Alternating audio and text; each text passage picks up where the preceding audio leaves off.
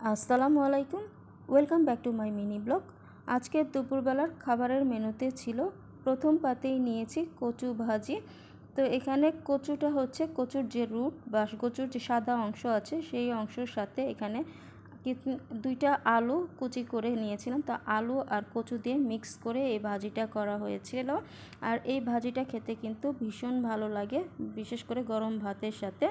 তো এর পরের পাতে নিয়েছিলাম চিংড়ি মাছের ভর্তা।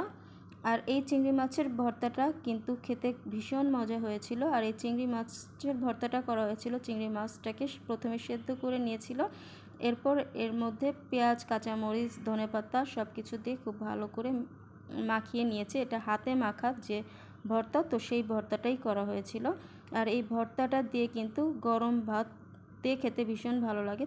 আর আমার এই চিংড়ি মাছের ভর্তাটা ভীষণ পছন্দের। তো এই ভর্তা হলে কিন্তু আমার আর কোনো কিছুই লাগে না। তো যাই হোক, ভর্তা দিয়ে খাওয়া হয়ে গেছে। এরপর সবার শেষের পাতে নিয়েছিলাম ডাল, আর ডালের সাথে ছিল বেলের আচার। তো আলহামদুলিল্লাহ প্রতিটা খাবারই কিন্তু অনেক বেশি মজা হয়েছিল। তো যাই হোক, এখন আমি আমার খাবারটা শেষ করছি। আর আমি আমার ভিডিও আজকে এখান থেকেই শেষ করছি। যদি ভালো লাগে তাহলে অবশ্যই লাইক, কমেন্ট, শেয়ার করতে ভুলবেন না। তাহলে আজকে এই পর্যন্ত, আল্লাহ হাফিজ।